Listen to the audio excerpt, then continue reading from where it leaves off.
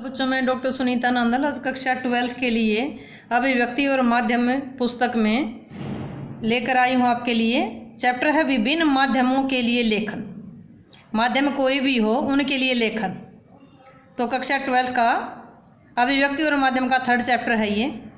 इसमें पहला प्रश्न बनता है, जनसंख्या के विभिन्न माध्यमों की खूबियाँ और खामियाँ बताइए। खूबियाँ होती हैं उसके जो गुण हैं, खामियाँ होती हैं उसमें जो कमियाँ हैं, त्रुटियाँ हैं। जनसंचार माध्यमों का हमारे जीवन में बहुत गहरा संबंध होता है। प्रत्येक व्यक्ति की रुचि अलग होती है। किसी को समाचार पत्र पढ़ना अच्छा लगता है, किसी को टीवी देखना, किसी को रेडियो सुनना, कुछ लोग इंटरनेट पर चैटिंग करना पसंद करते हैं। इसका मतलब हुआ कि प्रत्येक जनसंचार के माध्यम में कोई न कोई खूबी जरूर है। जो व्यक्ति समाचार पत्र पढ़कर संतुष्ट होता है उसको रेडियो और टीवी में कमियां नजर आएंगी। जिसको टीवी देखकर अच्छा लगता है, टीवी देखने का जो आदी है, दूरदर्शन का जो आदी है, उसे समाचार पत्र बेकार लगेगा।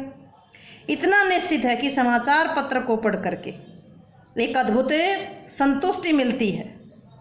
अखबार को पढ़ने पर एक संतुष्टि मिलती है, उसे पढ़कर हम सोचने पर मजबूर होते हैं।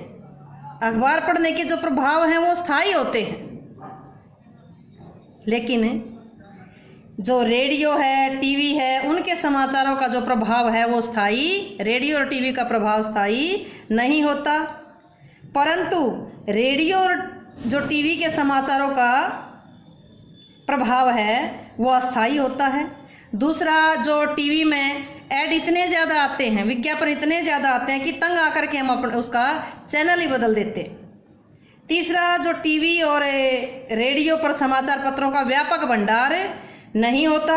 इसके विपरीत जो इंटरनेट पर सूचनाओं का, समाचारों का विशाल भंडार होता है। एक बटन दबाते ही सूचनाओं का भंडार खुल जाता है, हमारे सामने प्रस्तुत हो जाता है। अतः ये कहना बिल्कुल ठीक होगा कि जनसंचार के माध्यम की जहाँ अपनी खूबियाँ होती हैं तो वहाँ कमियाँ भी होती हैं। तो ये प्रश्न था आपका, जनसंचार के विभिन्न माध्यमों की खूबियाँ और कमियाँ। नेक्स्ट प्रश्न है कि जनसंचार माध्यमों में प्रिंट माध्यम पर, जनसंचार माध्यम में प्रिंट है, जो छपाई है, जो मुद्रित हैं, उन पर प्रकाश डालिए। प्रिंट माध्यम को छपाई या मुद्रित माध्यम भी कहा जाता है। यह जनसंचार के आधुनिक माध्यमों में सबसे प्राचीन है। वास्तव में आधुनिक युग में ही मुद्रण का आविष्कार हुआ।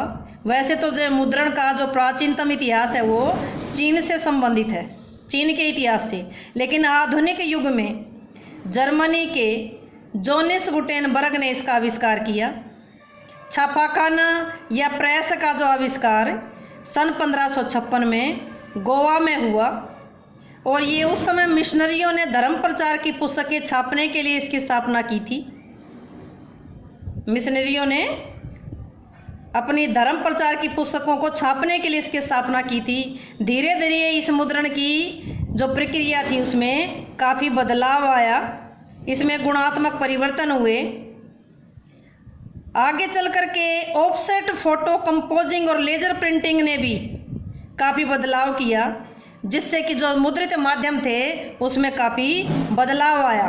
हमारे जीवन में मुद्रित माध्यमों में जो समाचार पत्र हैं, पत्रिकाएं, मैगजीन हैं, जो पुस्तकें हैं, वो आदि शामिल हैं। हमारे जीवन में इनका बड़ा महत्व है। मुद्रित माध्यम की प्रमुख विशेषता ये है कि छपे हुए जो शब्द होते हैं वो स्थायी होते हैं। इनको आराम से पढ़ सकते हैं। एक बार में समझ ना आए तो दोबारा पढ़ सकते हैं। किसी भी पृष्ठ को कभी भी पढ़ सकते हैं। लंबे समय तक लिखी हुई जो चीज़ें हैं लंबे समय तक सुरक्षित रहती हैं, और इससे लिखित भाषा का भी विस्तार होता है।